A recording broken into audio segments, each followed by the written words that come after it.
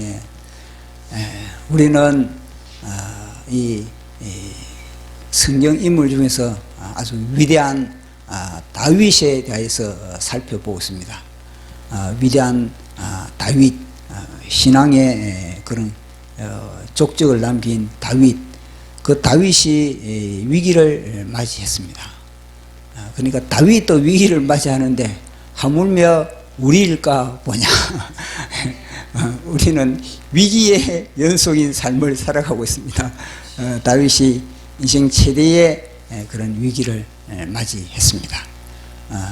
자기 아들 압살롬이 은밀한 가운데 거의 제가 보니까 거의 약 9년 동안에 이 압살롬이 암논, 자기 이복 형제 암논으로부터 자기 누이 동생 다말이 겁탈을 당한 이후부터 이 문제를 갖다가 사실 다윗이 즉시 해결해야 되거든요. 즉시 하나님의 말씀의 금으로서 그걸 딱 해결을 해야 되는데 이 다윗도 미적거리는 겁니다. 세월이 약이겠지. 세월이 지나가면은 모든 것이 다 잊혀지겠지. 세월이 약이랍니다. 아니야. 세월이 약이랍니다. 아니야. 아닌 겁니다. 세월이 약일 때도 있지만은 이런 거는요, 세월이 간다고 더 이거는 골마 터지는 거거든요. 그래, 보니까 약 9년 동안에 이 압살롬은 거의 준비를 해서 은밀하게 아주 마음에 칼을 품고 그렇게 준비를 한 겁니다. 자, 그런 세월이 흘러가서 이제 이 압살롬이 사람들의 마음을 다 훔쳤다. 성경은 그렇게 이야기를 하고 있습니다. 그러니까 사람들의 마음을, 백성들의 마음을 다 훔친 겁니다. 그럼 여론이 어디로 움직이겠습니까? 압살롬으로 다 기울어진 겁니다. 압살롬이 그걸 딱 봤을 때, 이제 여론이 나에게 70%구나. 딱 그렇게 했을 때 압살롬이 반란을 딱 이렇게. 왜냐하면 그런 확신이 되지 않으면 압살롬도 뭐냐면 생명을 거는 거거든요, 이게. 그러니까 모든 그런 굵직굵직한 사람들, 그러니까 정계에, 그리고 학자들, 그리고 또 모든 그런 언론계, 이 모든 걸 사실 다 장악한 겁니다. 거기다 딱 장악을 해가지고 그렇게 이 반란을 일으킨 겁니다. 그 반란을 일으키니까 이 다윗의 입장에서는 이 압살롬이 반란을 일으켜가지고 예루살렘을 쳐들어온다, 이 소식을 들었을 때 이 다윗은 손 쓸 수가 없는 겁니다. 두 가지 방법인데 하나는 뭐냐면은 도망가는 거하고 하나는 싸우는 거하고. 자, 싸우느냐 도망가느냐 이 선택을 딱 해야 되는 겁니다. 싸우면은 뭐냐면요, 피를 흘려, 피를. 싸우면은 이 피를 흘려야 되거든요. 내가 이 성을 내가 딱 지키면서 내가 싸워야 되느냐, 아니면은 내가 여기서 내가 잠시 피하느냐. 윤석열 대통령이 내가 공수처에 내가 서서히 내가 내 발로 가야 되느냐, 아니면 여기서 이 경원들과 함께 이 진을 치고 저 공수처와 싸워야 되느냐, 이 결정이 그렇게 결정을 내야 되는 겁니다. 그래서 피를 흘리지 않기 위해서 윤석열 대통령은 공수처에 스스로 그렇게 가신 겁니다. 마찬가지로 다윗도 피를 흘리지 않기 위해서. 다윗도 뭐냐면 전능한 하나님, 나는 하나님을 의지하면서 나는 이곳에서 나는 결사항전을 할 것이다, 우리 함께 싸우자, 이렇게 할 수도 있지 않습니까? 다윗도 그렇게 할 수 있습니다. 그러나 다윗은 뭐냐면요, 먼저 피를 흘리서는 안 되는구나. 저 백성도, 압살롬에게 속한 있는 저 백성도 나의 백성이다.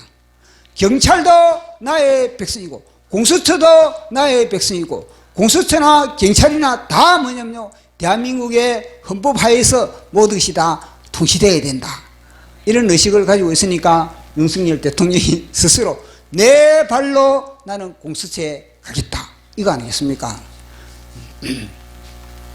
이게 해석이 되지 그럽니까? 다윗의 마음이나 윤석열 대통령의 그런 마음이 해석이 되는 겁니다. 그 당시 윤석열 대통령에게 그런 마음을 하나님이 심어주신 거고, 뭐냐면 윤석열 대통령이 예를 들어서 그 입장에서 나의 신분을 갖다가 내 신분을 나는 고소해야 되겠다, 그러면은 경호처와 싸우는 겁니다. 경호처는 뭐냐면 이미 무기를 가지고 있으니까, 그것도 막강한 무기를 가지고 있거든요. 그러니까 이 상황에서 내가 절대 나는 뒤로 물러서지 않는다, 그렇게 완력으로 같이 해보자, 힘으로 같이 대결해보자, 이러면 어떻게 되겠습니까? 경찰도 거기서 저도 무기를 가지고 있고 여기도 무기를 가지고 그러면요 피를 흘릴 수밖에 없는 겁니다. 그러나 윤석열 대통령은 경찰도 대한민국 백성이고 공수처도 대한민국 백성이고 경호처도 다 이 대한민국 백성이다. 그걸 보면 참 하나님의 마음인 겁니다. 그게 뭐냐면 아버지의 마음이거든요. 아버지의 마음을 품기 때문에 그런 판단을 하게 되는 겁니다. 그런 상황 속에서 진짜 자신이 어떤 판단을 내려야 되는가. 그래서 다윗이 그런 판단을 내렸다는 겁니다. 그래서 다윗이 그런 판단을 내리고 나서 이제는 이 예루살렘 궁을 빠져나갔습니다. 예루살렘 궁을 빠져나가고 나니까 이제는 오늘 성경의 본문의 내용에 보니까 이 예루살렘 궁을 누가 차지했다 그랬습니까?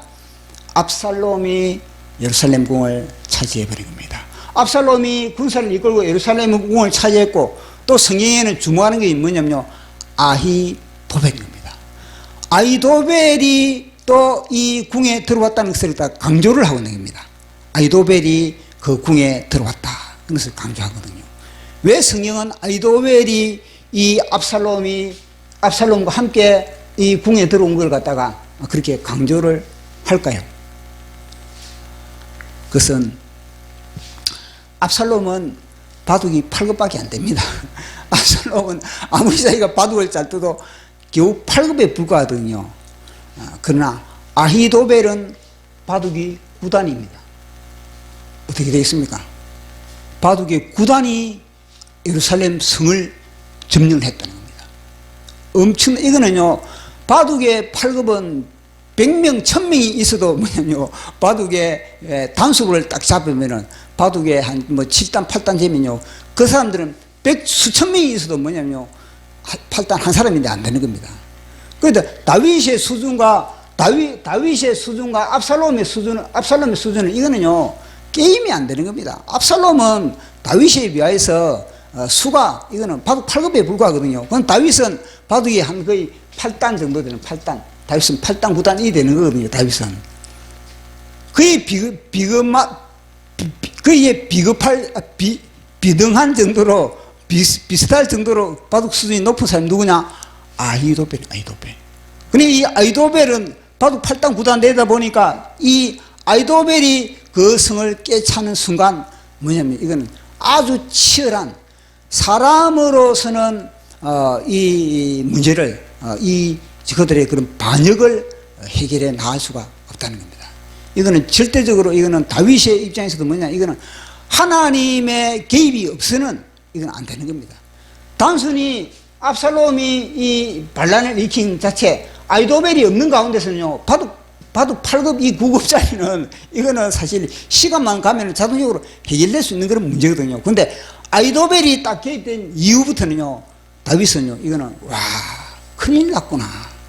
이거는 절대적으로 하나님을 의지하지 않고서는 안 되는구나. 그게 와닿은 겁니다.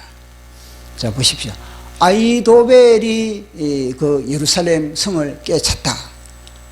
그러면 뭐냐면요 모든 시스템 자체가 아히도벨의 시스템 자체가 뭐냐면은 지금 아히도벨은 거의 마귀의 그런 하나의 그런 자리에 앉아 있는 겁니다. 마귀의 그런 하나의 그런 자리에서 지금 이 압살롬을 그 뒤에서 이제는 사주를 하고 압살롬에게 계와 교수를 그렇게 이제 전하는 그런 입장의 그런 아히도벨인 겁니다. 그러면 아히도벨이 이 예루살렘에 들어섰다. 그러면요 먼저 뭐냐면은 이스라엘 나라 통치는 뭐냐 하나님의 말씀으로 하나님의 말씀 하나님의 법으로 이스라엘 나라는 통치가 되는 겁니다. 그러면 아히도벨이 여기 딱 들었었다. 그러면 무슨 법이 등장하겠습니까? 이 아히도벨이 등장하면 이기는요 하나님의 법이 다 뭐냐면 다 파괴되는 겁니다. 하나님의 법이 다 파괴되고 뭐냐면요 마귀의 법이 세상의 법이 작동이 되는 겁니다. 법이 다 파괴되어 버린 겁니다. 문재인이 대한민국에 들어서니까 어떻습니까? 맨 먼저 바뀐 것이 뭐냐면요 법을 바꿔 법을.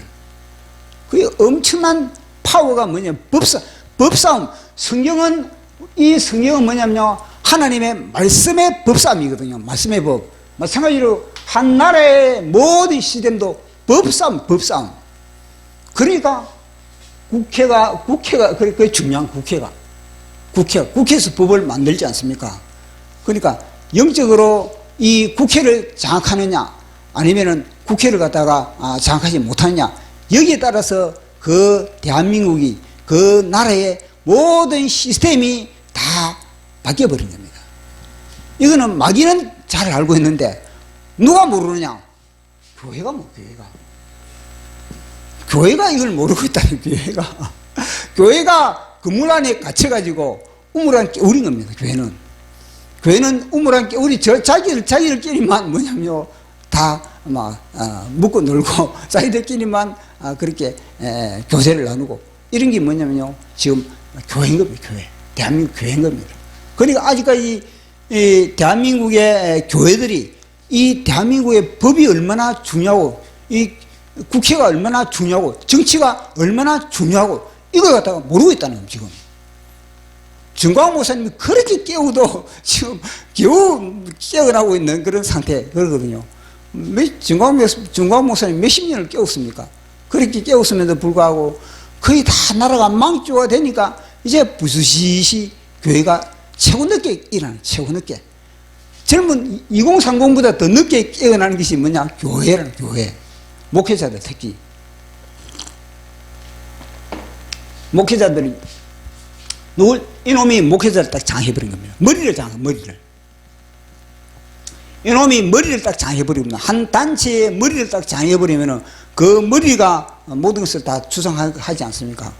그 나라의 목회자, 이 교회의 이 목회자들을 갖다가 이 사탄이 딱 장악을 해버린 겁니다.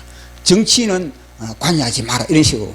그런 소리 많이 들어봤죠. 큰 교회에서 이 설교를 하는데 뭐냐면 자기는 중립이래. 자기는 중립. 자기는 중도래. 중도. 자기는 예수파래. 자기는 좌파도 아니고 우파도 아니고 예수파래. 그게 뭐냐? 좌파인 겁니다. 좌파. 그것이 뭐냐? 나는 공식적으로 나는 요놈에게 장악됐다. 그래. 장악됐다. 공식적으로 뭐냐? 나는 요놈에게 장악됐다. 근데 그걸 갖다가 그물이 듣고 있다, 가만히 개념 없이 듣고 있으면요, 그 말이 맞는 것 같거든요.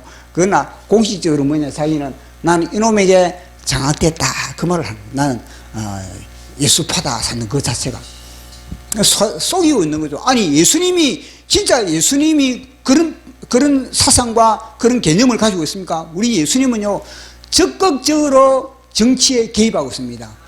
적극적으로 우리 예수님은요 정치 머리를 갖다가 잡기를 원하는 겁니다. 그런데 자기는 예수파다 그러면서 정치는 나는 관여하지 않는다. 그러니까 이미 뭐냐면요 자기는 장악됐다는 것을 갖다가 선포를 하고 있는 겁니다. 아이도벨이 여기 들어갔으니 어떻겠습니까? 다 이제는요 하나님의 법을 다 파괴해버립니다. 하나님의 법을.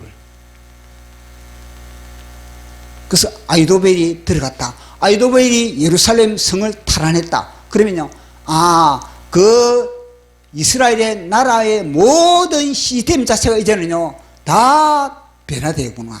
다 이것이 변질되고 다 왜곡되고 다 이것이 엉터리로 되는구나. 우리나라가 그렇게 경험을 하고 있지 않습니까? 그렇게 되는 겁니다. 그런데 또 하나의 소망이 있는 겁니다.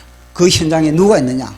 후세가 있다는, 후세가 들어있다는, 후세가 그 예루살렘 성을 지키고 있다. 그렇게 이야기를 하고 있는 겁니다. 그러니까 아이도벨이 딱 들었을 때 뭐냐면 가장 고통스러운 사람이 누구냐? 가장 고통스러운 분이 누구냐? 그것은 다름 아니에요. 하나님. 예수님이 가장 고통스러운 거예요. 아이도벨이 그 성에 딱 들어오는 순간 하나님이 아니야 답답하고 하나님이 고통스러워하는 겁니다. 청와대에 문재인이 딱 들었을 때 가장 고통스러운 사람이 누구겠습니까? 정광훈 목사님보다 더 고통스러운 분 누구냐? 하나님. 하나님이 대한민국을 통치하시는 하나님이, 대한민국을 관리하시는 하나님이 딱 문재인이 들어선 그 뒤부터는요 하나님이 답답한 겁니다. 고통스러워하는 겁니다. 그래서 좌파가 대한민국을 딱 잡으면, 정권을 잡으면요 하나님이 최고 고통스러운 하나님. 그런데 교회는 그 자체도 몰라서 그 자체 그런 감을 못 잡지 않습니까? 하나님이 지금 뭐냐면 예루살렘 성에 지금 가장 답답해하고 고통스러워하는 그런 감을 우리는요 봐야 돼요. 하나님이 이럴 때는 가장 고통스럽구나. 대한민국의 이 문재인이 잡았을 때, 대한민국의 무엇입니까? 김대중이 잡았을 때, 대한민국의 노무현이 잡았을 때, 하나님이 얼마나 고통스러워. 하나님이 뭐냐면요, 이거는 공의의 하나님이 그들에게 내어줄 수밖에 없는 겁니다. 왜냐?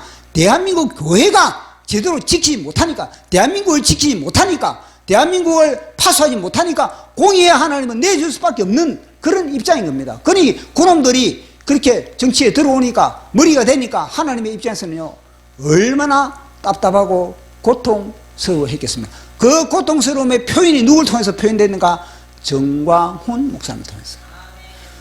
하나님은요, 정광훈 목사님을 통해서 그 고통을 표현하고 토하고 부르짖고 안타까워한 겁니다. 지금까지. 지금도 뭐 마찬가지고. 그런데 그 현장에 누가 있느냐 보니까 후세라는 사람이 그곳에 있는 겁니다. 후세는 다윗이 투입시켰습니다. 너는 그곳에서 아이도벨의 계략과 압살롬의 모든 계계와 기술을 갖다가 너가 그것을 갖다 감당을 하라. 그러니까 후세의 입장에서는 엄청난 사명을 지금 부여받은 겁니다. 후세는 뭐냐면은 다윗의 친구거든. 다윗의 친구이기 때문에 후세는 뭐냐면 다윗의 명령이 후세는요 거의 할 수가 없는 겁니다. 친구이기 때문에. 그러니까 후세는 생명을 걸었던 거예요. 후세가 그곳에 남겨졌다는 것 자체, 후세가 그곳에 들어갔다는 것 자체는요, 후세는 생명을 걸었다는 거예요. 후세는 십자가를 짊어졌다는 겁니다. 후세가 자신이 십자가를 짊어지지 않으면 후세는 그 자리에 있을 수가 없는 겁니다. 어떻게 하면 내가 그 보시고 후세가 그 현장에는 얼마나 공기가 다른데, 말이 안 통하는데, 매 순간마다 긴장이 연속인데, 매 순간마다 완전히 반역이 그것이 꿈틀거리고 있는 현장인데, 어떻게 그것에서 버틸 수가 있겠습니까? 그리고 후세는요, 십자가를 짊어졌기 때문에 그 현장에서 버티고 있는 겁니다. 상대의 그런 모든 계획과 개수를 갖다가 후세는 다 감지하고 그걸 갖다가 어떻게 저걸 갖다가 역전시킬까, 이런 기도와 그런 고민 가운데 후세는 쌀 수밖에 없는 겁니다. 후세라는 뜻 자체가 뭐냐, 이 후세는 발 빠르다.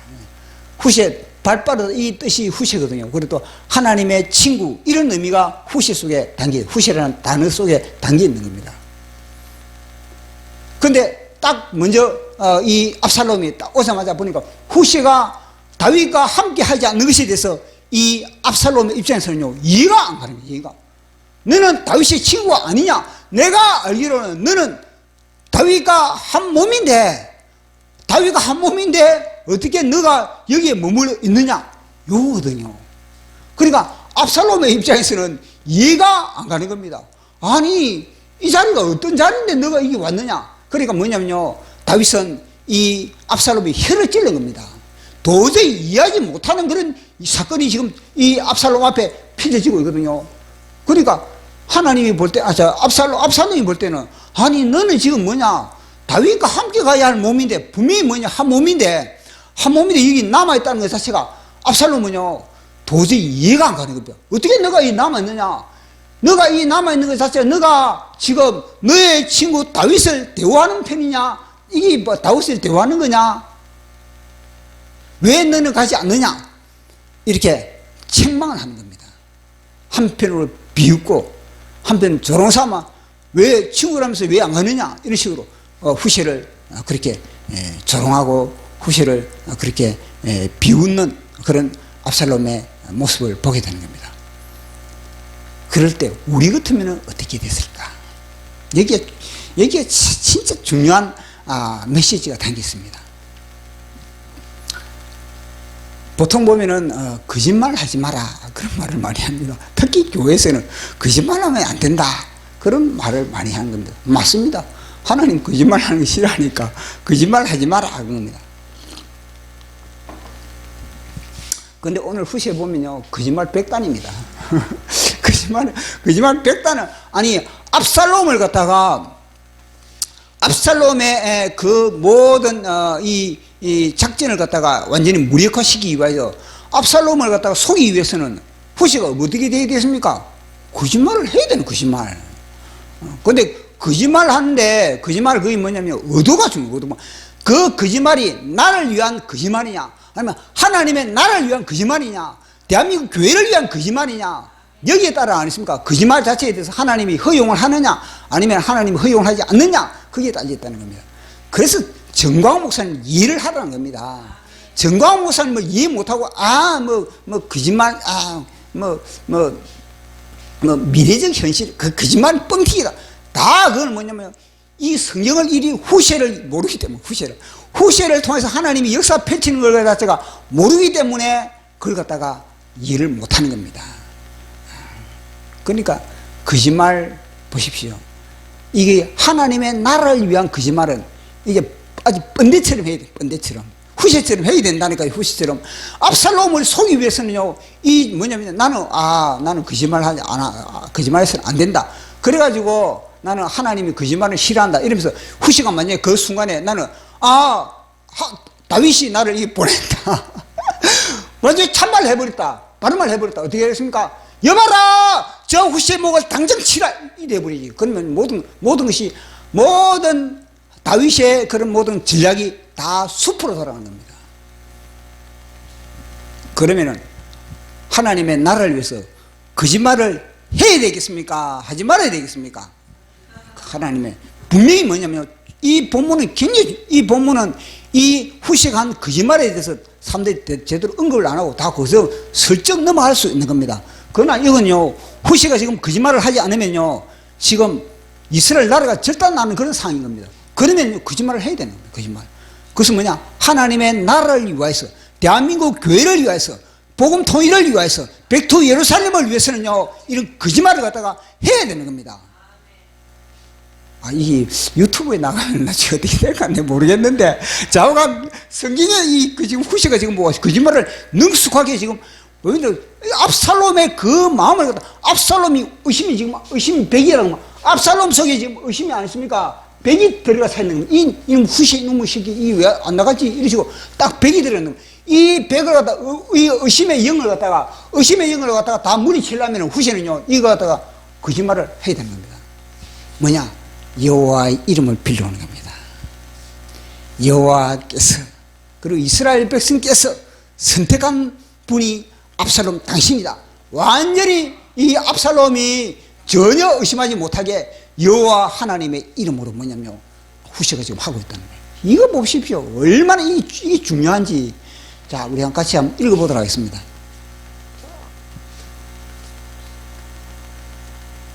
몇 장입니까? 후시 16장 17절 19절까지 시작.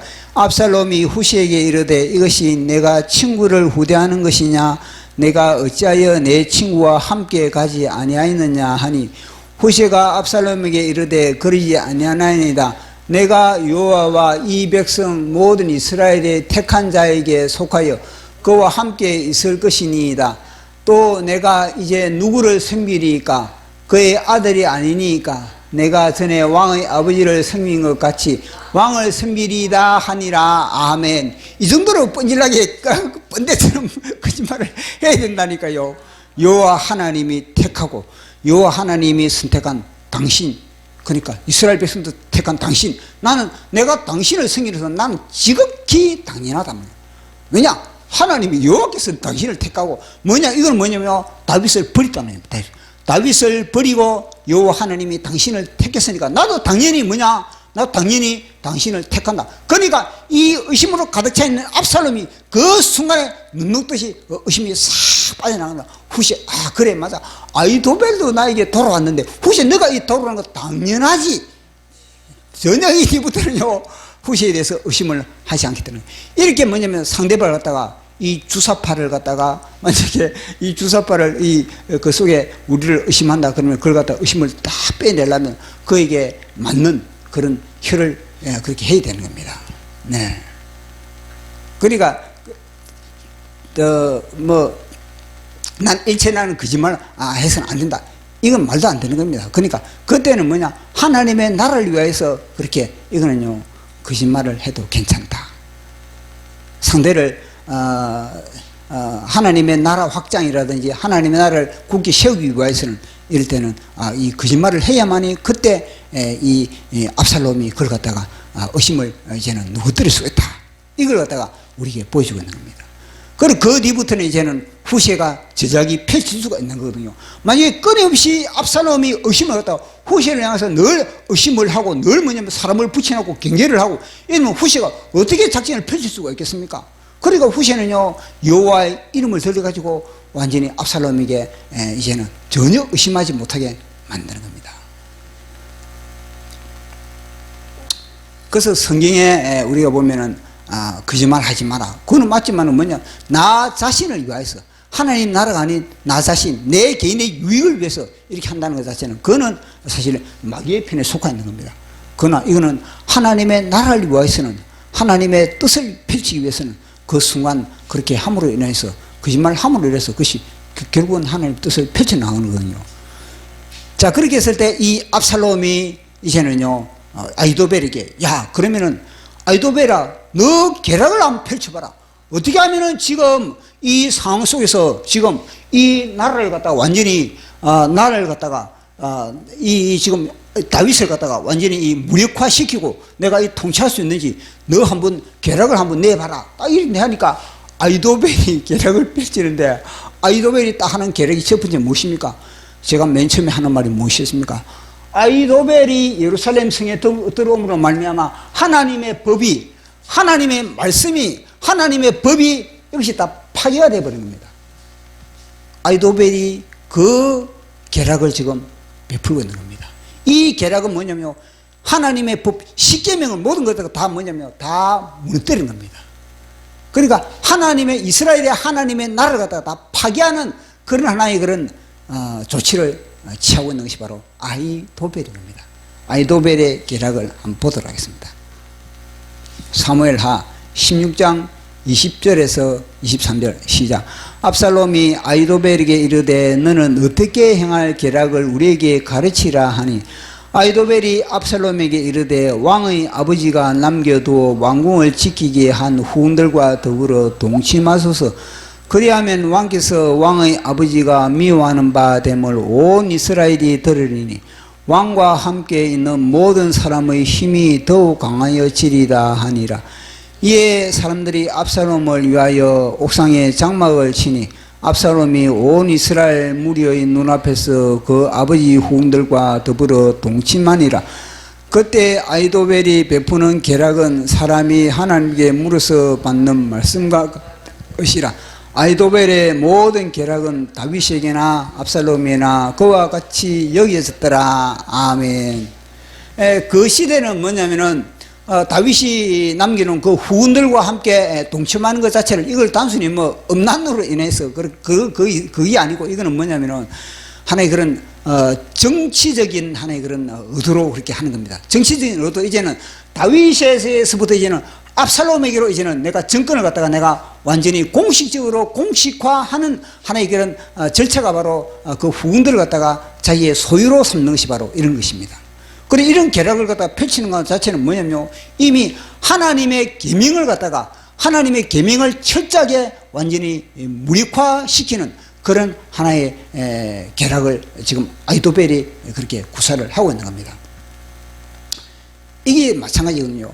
왜 우리 대한민국의 이 좌파들이 정권을 잡으면은 노무현이라든지 아니면은 전라도 그 누굽니까 김대중이라든지 아니면은 이 문재인이라든지 이들이 정권을 잡으면은 맨 먼저 그들이 서두르는 것이 뭐냐면요, 대한민국의 건국 이념 4개의 기둥이 있지 않습니까? 4개의 기둥.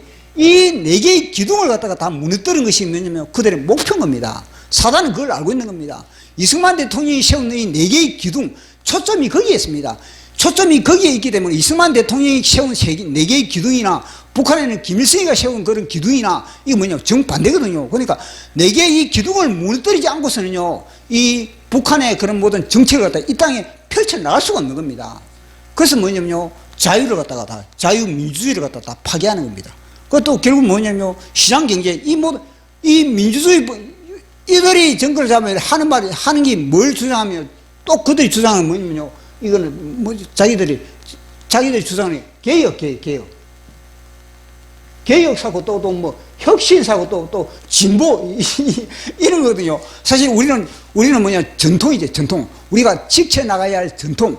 가치 있는 그런 전통을 우리는 고수하는데 이들은요 혁신 뭐 진보 삼서 이런 단어를 써도 사실 이들이 태보를 하는데 좋은 단어만 붙여가지고 이러면서 정치에 완전히 그들을 갖다 도입을 시켜버린 겁니다. 이게 다 뭐냐면요 이승만 대통령의 자유민주주의를 파괴하기 위한 거거든요. 어떤 시장 경제를 파괴하기 위해서 뭐냐 통제 경제를 그렇게 그들은요 시도를 하는 겁니다. 기초 뭐 자원 그걸 갖다가 기본소득 뭐 삼면서 그걸 갖다가 이들은요 복지를 갖다 복지 주로 하는 것이 막 복지상 이런 걸 갖다가 막 하고 있는 겁니다. 역사 의식도 다른 겁니다. 이들은요 거기다 뭐냐면요 한미 동맹을 갖다가 그들은요 한미 동맹을 파괴하고 뭐냐 중국과 같이 연결하자. 중국과 그러면은 안보는 우리 이 미국과 하고 경제는 우리 중국과 하자. 이제를 또 하고 있는 겁니다. 그게 맞습니까? 그게 중국과 같이 연결하자마자 우리는요 중국에 상킴을 당할 수밖에 없는 겁니다. 그리고 결국 뭐냐면 이승만 대통령의 4대 기둥을 허물기 위한 그런 하나의 그런 모든 정책을 펼쳐나가는 겁니다. 그하고 똑같 지금 압살롬이 정권을 잡을 때 똑같은 겁니다. 압살롬이 정권을 잡을 때는요 뭐냐면 이거는요 십계명을 다 파괴하는 거구나. 이스라엘의 613개의 그런 법률을 갖다가 다 파괴하는구나. 그 법상 그거 똑같이 그렇게 나가는 거거든요. 그렇게 나가는 겁니다. 근데 중요한 거는 또 뭐냐면은 압살롬이 후군들을 갖다가 그렇게 자기 소유로 삼는 것은 다른 말이 하나는 뭐냐면요 하나님의 말씀이 다윗이 바세바와 그렇게 죄를 저질 때 바세바를 간통을 했을 때 하나님이 그에 대한 그런 엄벌이 뭐냐면 너희 집안에 끊임없이 이제는요 싸움이 있을 것이다. 그리고 내 눈앞에서 대낮에 뭐냐면요 너희 부인들을 갖다가 취할 것이다. 이렇게 하나님이 예언을 했거든요. 이걸 보면요 하나님이 우리야 장군을 얼마나 사랑하는지. 우리야 장군이 이방인인 겁니다. 이방인인데 이스라엘에 편입이 되어가지고 이스라엘의 하나님을 알고 하나님에게 생명을 건 사람이 누구냐? 우리야 장군. 그 우리야 장군을 갖다가 이 다윗은요 바세바를 죽이고 우리야를 죽이고 그것도 자기 손으로 계계와 온갖 계술 그 속에 우리야 장군을 죽이는 그 계술을 보면요 그 속에 뭐냐면요 사울왕이 들어. 사울왕이 다윗을 죽일 때의 그 계술이 그 속에 들어간다. 근데 요놈이 뭐냐면요 요놈이 사울왕에 들어갔다가 또 뭐냐면 다윗이 또 깨어있지 않으니까 다윗 속에 들어갔다가 이렇게 하는 겁니다.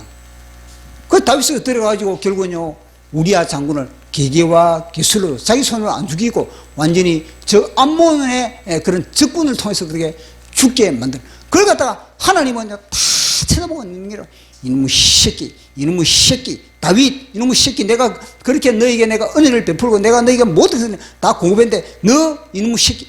하나님은 그렇게 보고 있는 겁니다. 하나님 열받아 버려요. 그러니까 그래가지고 우리야 장군을 죽이고 그렇게 하는 것을 갖다 하나님은 그래 너는 그렇게 했지. 너는 그래 나 보자. 내가 언젠가는 너의 죄값을 내가 치르겠다. 그 사건이 뭐냐면요 아이도벨을 통해서 지금 압살롬의 자식이 다윗이 그렇게 하고 있다는 겁니다.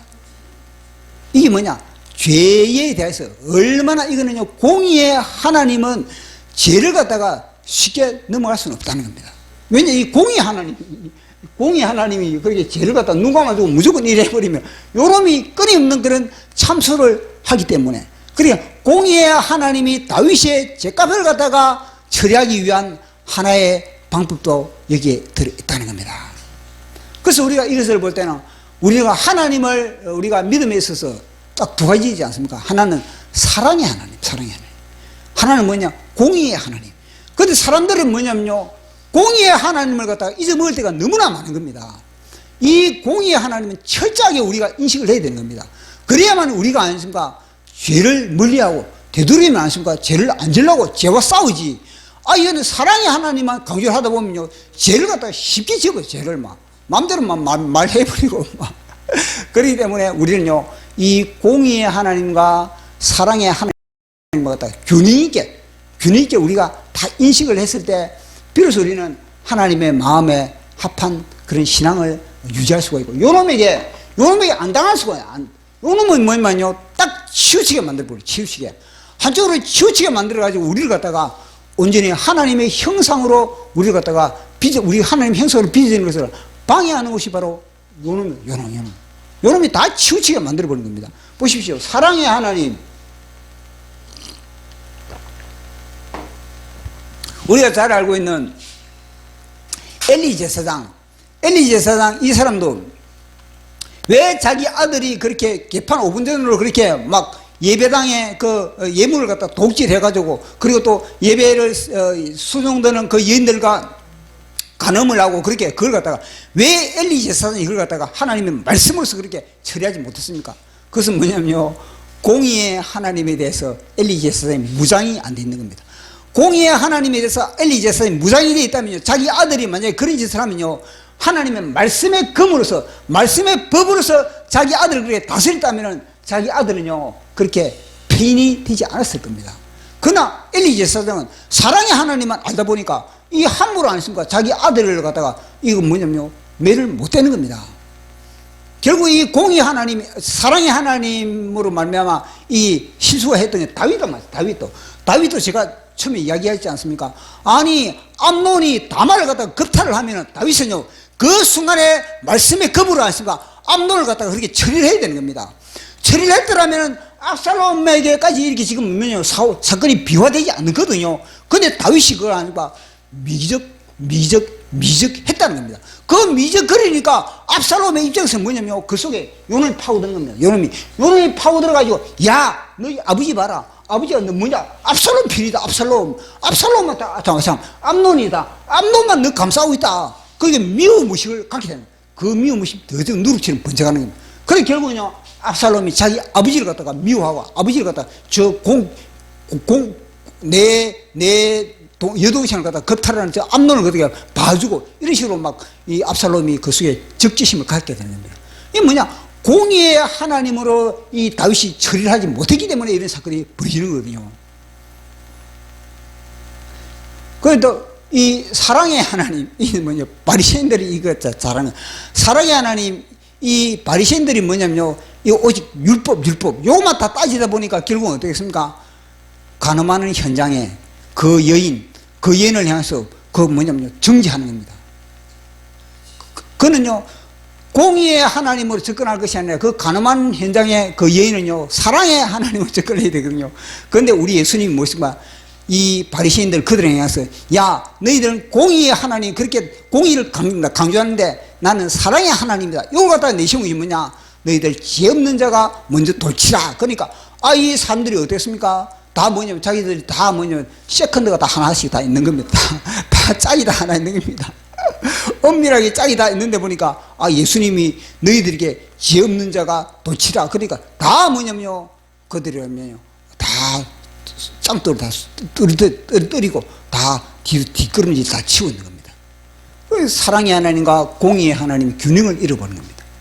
그래서 성경에서 보면은 이 사랑의 하나님과 공의의 하나님의 딱 균형을 잡게 만든 사건이 뭐냐면요, 바로 아브라함의 모리아 사건인 겁니다. 아브라함의 모리아 사건만이 뭐냐면요, 이 사랑의 하나님과 공의의 하나님이 정확하게 균형을 유지하는 현장이 바로 이 모리아 산의 그 현장인 겁니다. 보십시오. 자기 자식을 갖다가 잡아라 그런데 그걸 갖다가 죽일 그런 아버지가 어디 있겠습니까? 그러나 뭐냐면 하나님의 말씀에 아브라함은 절대적으로 순종을 한 겁니다. 그 하나님의 공의가 이루어진 것이 뭐냐? 바로 십자가. 이 십자가만이 하나님의 공의가 완성되는 현장이고 완벽한 공의를 이룬 그런 현장인 겁니다. 그렇기 때문에 우리는요, 우리 개인으로서는 절대로 우리는 균형을 이룰 수가 없는 겁니다. 그러나 우리가 오직 십자가를 짊어졌을 때, 우리 각자가 십자가를 짊어졌을 때 우리는 비로소 우리는요, 사랑의 하나님과 공의의 하나님이 균형을 우리가 이룰 수가 있는 겁니다. 그러니까 십자가를 짊어지지 않으면은요, 다 치우치, 다 이러면 당합니다. 그러니까 십자가, 우리 각자가 짊어진 십자가 얼마나 중요한 것인지 사도 바울이 그렇게 강조하는 것이 십자가거든요. 내가 항상 예수와 함께 십자가에 죽는다. 내 속에 살아있는 주님이 내 속에서 살아있다. 그러니까 항상 내가 십자가에 넘겨진다. 우리 예수님 뭐냐? 나를 따르거든 너희들 십자가 짊어지고 나를 따르라. 그러지 못하면 나에게 합당하지 못하다. 또 예수님과 사도 바울은 동일한 겁니다. 왜냐? 그렇게 해야만이 우리는요 균형 있는 신앙, 요놈이 안 당하는 겁니다. 요런 거 다 치우치게 만들어 우리가 엘리 제사장이 된다든지 우리가 또 한번 바리새인이 된다든지 요쪽으로 다 뭐냐면 왔다 갔다 하게 만들어버려요. 그러나 요걸 딱 균형을 딱 잡는 것은 뭐냐? 십자가에 너희 자아를 처리하라. 그럴 때는 뭐냐? 예수 그리스도께서 십자가에서 완벽한 균형을 이뤘다 해서 균형의 신앙을 이뤘던 건 마찬가지고 그리고 완벽한 신앙을 우리가 이룰 수가 있는 겁니다. 그래서 우리는요 우리 각자가 십자가를 짊어지지 않으면 우리는 예수를 믿어도 우리는요 다 치우친 겁니다. 그래서 사도 바울이 로마 3장에 그러지 않습니까? 의인은 없나니 모든 사람들이 죄인이다.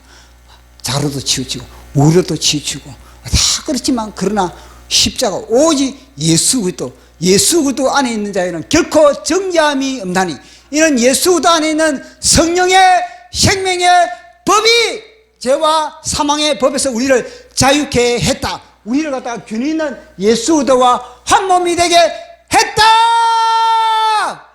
그게 사도 바울의 강조인 거거든요. 그래서 오늘은 우리 이 공의의 하나님 그리고 또 사랑의 하나님의 균형은 오직 십자가밖에 없다.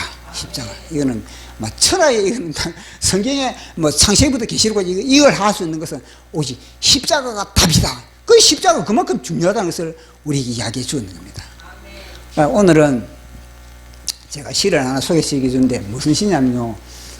지금 선거철이지 않습니까? 선거철. 그래가지고 제가 선거에 대해서 제가 시를 전에 적은 건데 이걸 제가 소개를 하겠습니다. 왜냐하면 정광훈 목사님이 자유통일당 그 당시에 사랑의 실천당인가 그걸 하면서 이게 김중곤 목사님을 통해서 이걸 전수를 받은 거거든요. 그리고 김중곤 목사님이 이제 소천하실 때 정광훈 목사님을 이제 불러 겁니다. 정광훈 목사님을 불러가지고 하신 말씀이 뭐냐면은 내가 먼저 천국에 간다. 근데 내가 다음에 너가 분명히 자네가 천국에 올 것인데 천국 오면 내가 맨 먼저 질문할 것이 뭐냐? 너 지금은 이제 자유통일당 그 당시에는 사랑실천당이니까 그러니까 너 자유통일당 성공했느냐? 국회의원 만들었느냐? 이거든요. 그 질문을 던질 것이다. 그렇게 했던 겁니다. 그렇게 했을 때 정광훈 목사님은요 눈물을 흘리면서 어르신 먼저 가십시오. 제가 반드시 내가 이 자유통일당을 내가 완성하겠습니다. 이런 그런 대화를 한 겁니다. 그리고 그 대화를 제가 딱 듣고 이걸 갖다 제가 글을 적은 겁니다. 글을 적고 나서 제가 또 노래를 또 AI에 집어넣어가지고 노래를 만들었거든요. 제가 읽어드리겠습니다. 그 당시 김중곤 목사님이 하신 말씀이 뭐냐면은 그 당시 1200만의 기독교인들이 있었습니다. 1200만의 기독교인들의 들고 있는 이 투표, 이 투표권이 얼마나 강력한지 그것은 김중곤 목사님의 말을 빌리면요 다윗의 물맷돌보다 강하다 그렇게 이야기를 했거든요. 다윗의 물맷돌보다 강하다. 그래 제가 볼 때는 다윗의 물맷돌이 얼마나 강한데 왜 김중곤 목사님은 이 투표권 이걸 갖다가 다윗의 물맷돌보다 강하다 그렇게 했을까? 제 개인적으로 나름의 해석은 뭐냐면 다윗의 물맷돌은 골리앗만 때리잡은 겁니다. 그러나 사울은 때리잡지 못한 겁니다. 사울은. 그러나 이 투표권은 골리앗과 사울을 같이 때리잡는 것이 뭐냐? 투표권이다. 이 세대에 와닿는 겁니다. 그래서 그걸 제가 읽어드릴게요. 제목은 내 손에 들려있는 한 장의 투표권. 대한민국 영계의 대가 김중곤 목사. 그는 영적 전투의 맥을 알고 있다. 그는 이 맥을 알고 있는 사람이 그렇게 희귀하거든요. 그래서 그는 1200만 손에 들려있는 투표권은 다윗의 손에 들려있는 물맷돌보다 능력이 있다. 다윗이 물맷돌을 가지고 골리앗을 친 그 돌보다 1200만의 손에 들려있는 투표권은 사단의 심장부를 칠 수 있다고 강조했다. 김중곤 목사가 소천하실 때 정광훈 목사를 불렀다. 내가 먼저 천국에 간다. 나중에 전 목사가 천국 올 때 내가 가장 먼저 질문을 자네 기독자유당 성공했어? 이겁니다. 그때 전 목사는 힘주어 대답했다. 내가 기필코 기독자유당 완성하여 예수왕국 복음통일 만들겠습니다. 두 사람은 손가락을 걸고 약속했다. 그 약속대로 정 목사는 목회자로서 유일하게 기독자유당을 통해서 국민들의 손에 들려있는 물맷돌을 확보하여 예수왕국 복음 통일을 이루려고 산전수전 공중전으로 입에 단내를 풍기며 지금까지 고군분투하고 있다. 적들은 대한민국에서 정광훈 목사 하나만 죽이면 이 땅을 삼킬 수 있기에 언론을 통해서, 사법 시스템을 통해서, 각종 행정을 통해서, 심지어 교회를 통해서 집중적으로 전 목사님을 공격하고 있다. 그러나 하나님이 그와 함께 하시고 전신에 복음으로 무장하였기에 그는 오늘도 버티면서 싸우고 있다. 내 손에 들려있는 한 장의 투표권은 예수 그리스도의 이름으로 던지는 전능한 물맷돌이다. 내 손에 들려있는 한 장의 투표권은 주사파 골리앗의 심장부를 강타하는 자유의 물맷돌이다. 내 손에 들려있는 한 장의 투표권은 이승만 대통령이 꿈꾸었던 북진 통일의 물맷돌이다. 내 손에 들려있는 한 장의 투표권은 정광훈 목사님이 외치는 예수왕국 복음통일 백투 예루살렘의 투표권이다. 주님은 그날에 당신 손에 들려있는 투표권이 생명과에 동참했는지 선악과에 동참했는지 분명히 심판하신다. 대한민국의 영계를 이어받은 정광훈 목사, 그는 영적 전투의 맥을 전수받았다. 예수 한국의 물맷돌 자유통일당, 복음통일의 물맷돌 자유통일당, 백투 예루살렘의 물맷돌 자유통일당. 기가 막히지 않습니까? 고소하고 그만큼 정치에 대해서 얼마나 소중하다는 것을 정광훈 목사님은 알고 있는 겁니다. 1200만 손에 들려있는 투표권은 다윗의 손에 들려있는 물맷돌보다 더 능력이 있다. 다윗이 물맷돌을 가지고 골리앗을 친 그 돌처럼 1200만의 손에 들려있는 투표권은 사탄의 심장부를 칠 수 있다. 내 손에 들려있는 한 장의 투표권은 정광훈 목사님이 외치는 예루살렘 복음통일 백투 예루살렘의 투표권이다.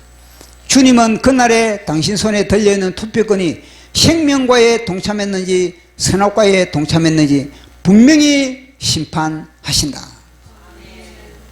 선거 현장에 지금 위원으로 지금 투입하고 있는 각자 얼마나 중요한 위치에 있다는 걸 이야기해 주고 있는 겁니다. 하나님은 여기에 주목하고 있는 거거든요.